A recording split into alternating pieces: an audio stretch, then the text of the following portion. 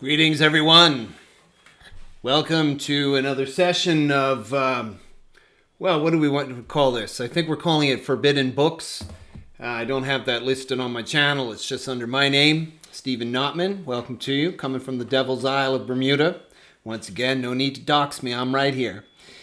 So what book are we looking at tonight? We're going to look at one of the most reviled and notorious books of the last 100+ years. It is called Might is Right by the obviously pseudonymed Ragnar Redbeard, who has variously been thought of as perhaps the great novelist Jack London of The Call of the Wild and White Fang and To Build a Fire and Other Stories. Was that Farley Mowat? No, not sure. No, that was Jack London, wasn't it? The Sea Wolf, books like that. Or another chap, the New Zealand poet and social activist, Arthur Desmond. So presumably, if he was a social activist, this book is written somewhat tongue-in-cheek, perhaps. But we don't know. What is this book's main thesis? Well, it wants to tear down Christianity, for sure. And also to talk about the Jewish roots of it. So it's sort of fiercely anti-Semitic in that sense. But Anton LaVey, who was Jewish himself, though an atheist and a bit of a theatrical fellow, a bit of a flim-flam man, a bit of a circus performer. If you've read Blanche Knott's Memoirs or Confessions of an Atheist, you'll know that he didn't believe in anything, right? But he loved using the atheistic imagery as theatrical, but he actually plagiarized, took whole chunks out of this book and put them in the Satanic Bible. Now, of course, he was careful to excise all the bits talking about how the Jews created Christianity and used it to keep down European men and so on and so forth. This book is a strange one, though, because one automatically thinks, okay, well, if it's talking about to the victor the spoils and throwing off of the slave morality of Jewish created Christianity and so on and so forth, that it would be some sort of collectivist, National Socialist tract. But in fact, it's not, because Ragnar has just as much, if not more, sneering contempt for any sort of collectivist identity, including especially nationalism, patriotism. So I guess the appeal of this book, and this is what appealed to Anton LaVey, is I should have it up here, is it advocates for an extreme form of individualism, a kind of Ayn Rand on steroids. Extreme libertarianism to the point of, all rules are false, nothing is true, all morality is just a case of the victor imposing his will over the weaker. So this is what's interesting about this book, that one almost could make the argument, if one wants to be a conspiracy-minded person, and note I'm careful to say one and not me, or somewhat, that I could see somebody turning around and saying that Might is Right is really a Jewish creation, despite, ragging on the Jews, but a Jewish creation to undermine Christianity, but to replace it with the very mindset that anti-Semites claim Jews are trying to invoke among European white males, which is this, to break down all sense of community and kinship and borders and ethnic identity and strong in-group preference, which they castigate the Jews for being so powerful at having for themselves, while supposedly those same people are trying to ruin it for everybody else. And yet this book is maintaining that very thing. So these sorts of, is it created by the men in the funny hats or not, can get a little twisty and turny, because the irony of saying that the Jesus is this disgusting thing that he pisses in the skull of the dead Nazarene's eyeball and all that. Oh yeah, there's all kinds of imagery like that in here. You almost start to think, wow, okay, European man, go it alone and just be this lawless conquering thing that will inevitably get yourself into trouble and be this isolated army of one. And have no respect for the possessions or law or traditions or religions of your people, and just become this atomized individual, which will, of course, ironically, supposedly make you easier to control. Can either put you in prison or just ultimately shape your thinking, because you become disentangled, unattached to anything of lasting or transcendent value. You're just an animal. And this book even seems to eschew running with a tribe of same-thinking wolves. So this is it's a very controversial book, because on the one hand, it could be considered anti-Semitic for castigating the Jewish origins of the weak, enfeebling religion of Christianity. On the other hand, it could be seen as a tool of the men in the funny hats for castigating and denouncing Christianity in such harsh ways, and in fact advocating the very mindset that the men in the funny hats get accused of espousing, that deracinated, atomistic cult of the individual. Ironically, of course, that very mindset was then cribbed into the Satanic Bible by Anton LaVey. So while this book, in the one sense, advocates for a view of philosophy that is somewhat scarily tempting to believe, that there is no realm of objective moral values, there is no transcendent sense of good or right and wrong, there is just simply nature red in tooth and claw. It's also hard to take seriously as a political tract, because one cannot help but get the feeling that there was an agenda in mind when it was written. Sometimes I think that it is a bit of a joke, but with a serious edge to it. Now, this was on, apparently, Roosevelt, like the real tough one. I can never, it was a Theodore, Teddy Roosevelt. One of them was like really tough and beat people up, and the one that got shot in the chest and continued to do a speech. I think that's Theodore, but I'm not sure. He kept a copy on his desk, and it has been popular with other characters.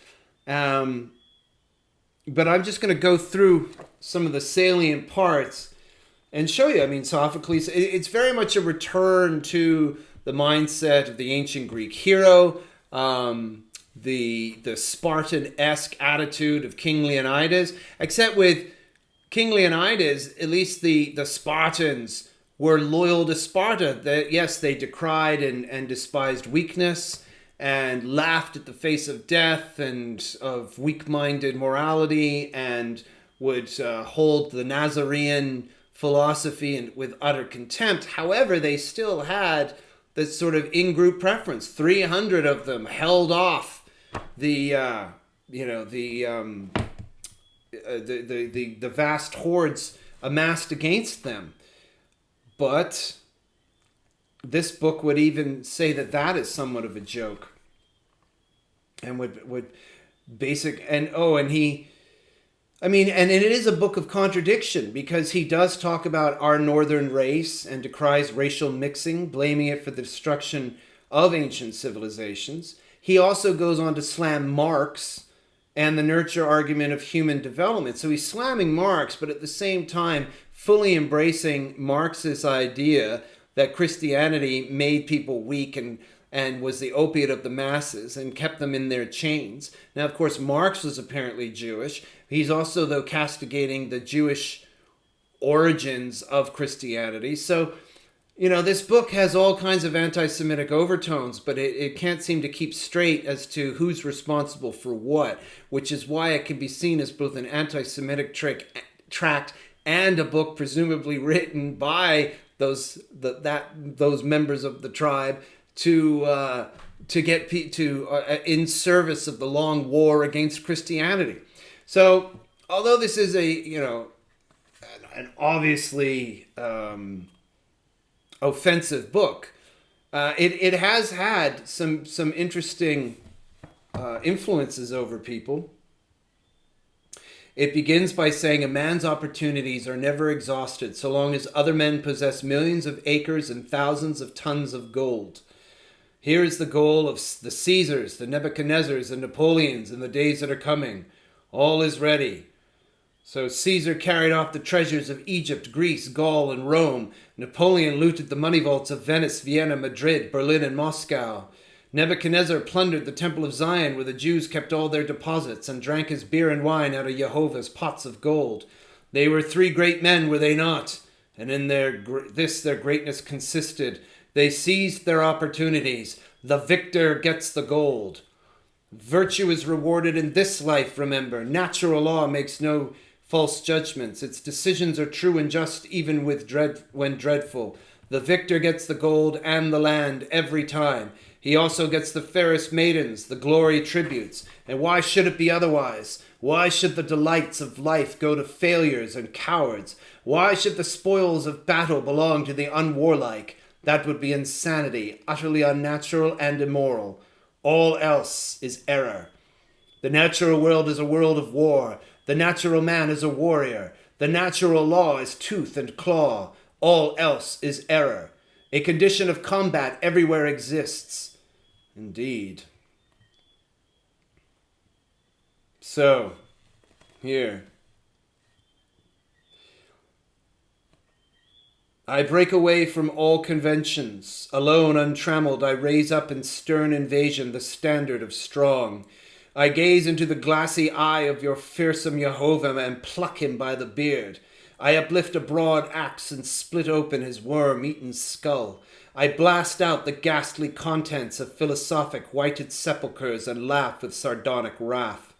Then reaching up the festering and varnished facades of your haughtiest moral dogmas, I write thereon in letters of blazing scorn, lo and behold, all this is fraud.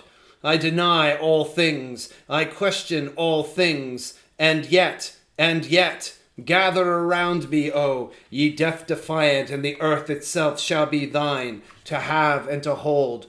What is your civilization and progress if its only outcome is hysteria and downgoing? What is government and law if their ripened harvests are men without sap? What are religions and literatures if their grandest productions are hordes of faithful slaves? What is evolution and culture if their noxious blossoms are sterilized women? What is education and enlightenment if their Dead Sea fruit is a caitiff race with rottenness in its bones? Now, this doesn't, honestly, sound like Conan to me. On the one hand, it sounds like warriors and, going out and do stuff. It sounds more like the revolutionary spirit, saying that all is false. All your laws and so on. I love, there is this part in Conan the Barbarian where he starts yelling at a priest who's taking this very haughty tone with Conan about the morality of killing, and Conan is like, by Crom, man, that's, you perfumed pacifists just so that you can sit around and criticize, anybody that lives in the dirt and muck of nature. For all, to give you the ability to philosophize and moralize unmolested, you'll always rely on heathen with a sword to watch your back for you. And that is definitely something that we're getting from this. But there's a similarity here to something that I read in a book a while ago called You Gentiles. But I'm probably not going to be able to produce this. Just because, I'm mentioning things we're not allowed to talk about, even though all I'm doing is reading out of books that are readily available. There's a book on Amazon, You Gentiles, by Maurice Samuel. It was written in 1924. The shocking classic work of Jewish supremacism maps out with the avowedly Zionist author so as the cause of anti-Semitism through the ages. An irreconcilable difference between Jews and all Gentiles, but Europeans in particular. Now think, this book is claiming to be a book in favor of Europeanness. It keeps talking about the Northerns and so on with in good terms, although still saying that nationalism is deplorable. So it's hard to understand what's happening here. It seems to be talking out of both sides of its mouth. This difference, Samuel argued, was inherent and biological in origin. The author argues that the real point of difference between Jew and Gentile is that the Gentiles follow what he calls the, quote, base triviality of Gentiles versus the godlike, quote, seriousness of Jews. Now, I'm just reading this off of Amazon. This is what's found on the back cover of the book. Although I'll probably get in trouble for reading out the back cover. This huge psychological difference, Samuel says, is the reason why Jews regard playful Gentiles as backward and silly, and why Gentiles will never be able to penetrate the Jewish perception of the world. The book goes on to discuss the main points of difference between Jews and Gentiles, focusing on physical activity, religion, concepts of good and evil, loyalty, science, fair play, and discipline. Maurice spells out why Jews have different attitudes to all these moral and philosophical issues, and why these values are the opposite of those endorsed by Gentiles. The opposite. Samuel then says that these inherent and unchangeable differences will always make the Jews out to be, quote, destroyers and the, quote, subverters of European culture and society. Now, that is exactly what seems to be being said here. The book is castigating Christianity as being of Jewish origin and having destroyed European society, whereas the opposite perspective is that the Jewish revolutionary spirit is one that has always been at war against Christianity. And this book, and it's saying they are destroyers and subverters. Now, this is a Zionist author saying that Jews are destroyers and subverters. And yet, this is what this book is saying is the way. Look, I reach up to your festering and varnished facades of your haughtiest moral dogmas, and I call them all fraud. I deny all things. I question, I destroy. So the irony here is that this book sounds like it is the work of a destroyer and subverter of European culture and society. So this is why this book is so suspect. Funny that Anton LaVey decided to take it and use it. I wish we knew who really wrote it and why. Because I don't even think I need to talk much more about this book, because it's just going to be a lot of funny rhetoric about how awful Christianity is. It's got some funny poems in it, talking about, here, basically all you need to understand can be summed up in a couple of, reading a couple of things. I have an old issue. There was an issue that I had that was more up to date and had some really choice poems in it. But let's just find a little quote here. "O ye generations of Christ-deluded imbeciles, ye swarms of moonstruck meeklings, ye burnt-out cinders of men, ye bleeding lambs, one day ye shall be flung to the lions. Behold, I spit upon your idols, your opinions. Now would I pour molten hell through the ventricles of your soul." Wow. Now listen to this guy, Maurice Samuels. Finally, he discusses the dangers presented to Jews by intermarriage with Gentiles and concludes by saying that there will never be peace between Jew and Gentile until the last European state has lost its racial homogeneity. I do not believe that this primal difference between Gentile and Jew is reconcilable. There will be irritation between us as long as we are in intimate contact. Because your chief institution is the social structure itself, it is in this that we are most manifestly destroyers. We Jews, we, the destroyers, will remain the destroyers forever. Nothing that you will do will meet our needs and demands. Now, don't call me a frickin' anti-Semite. That is Maurice Samuels, 1895 to 1972, saying that. Direct quote. That's him. Now, who was he? He was a Romanian-born Jewish writer who focused on Judaism or the Jewish role in history and society. A leading member of the Zionist Organization of America, he was widely celebrated in Jewish circles and won many awards during his life, including the Anisfield Wolf Award in 1943 for his book, The World of Shalom Aleichem, the award of the Saturday Review of Literature in 1944, the 1956 Stephen S. Wise Award, and the 1967 B'nai B'rith Jewish Heritage Award.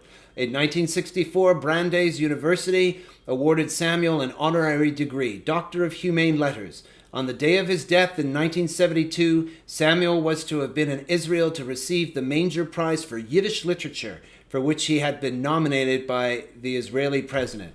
Now, if you say anything I've said up there is nasty and false and anti-Semitic or blah, blah, I'm quoting that guy with all those accolades. So don't be giving me any strikes, YouTube.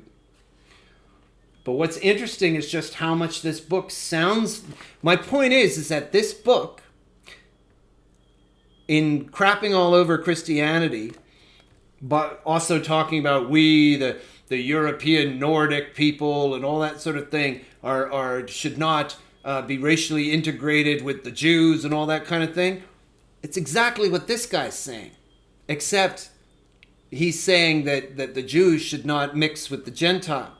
And he's similarly crapping all over Christianity and saying that we're the destroyers and we're the subverters and we're here to destroy you and piss in your skulls and all that sort of thing.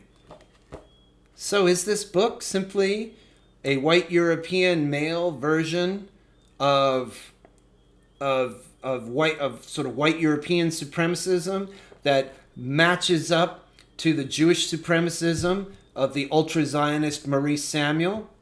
Well, it may be the case that that is what's going on, but here's the interesting point. What do they both hold in common as this thing that they hate? Christianity.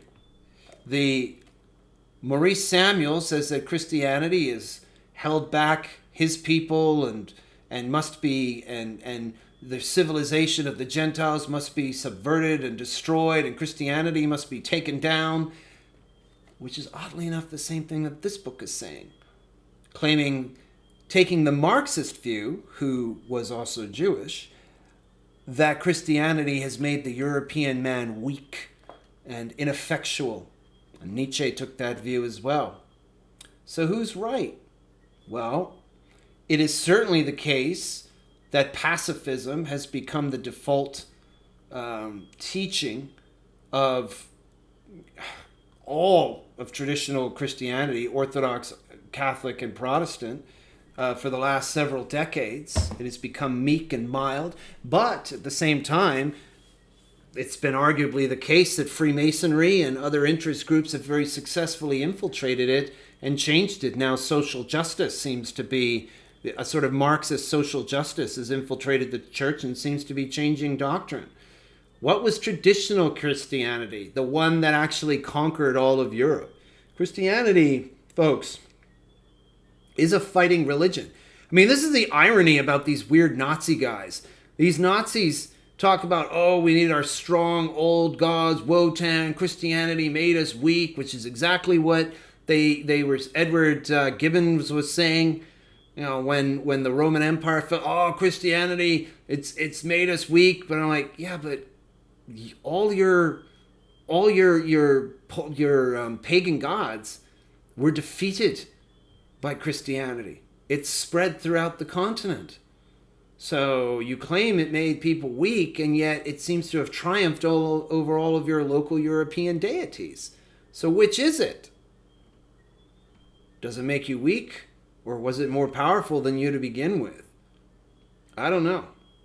So that's where I'm going to end it. I didn't want to talk too long about this, but I think I've highlighted to you how sometimes literature can have conflicting messages. And some of these so-called controversial books, like Might is Right, I think have been written with an agenda in mind and are as interesting for the things that they don't say, but fiercely imply, while ostensibly saying something else entirely.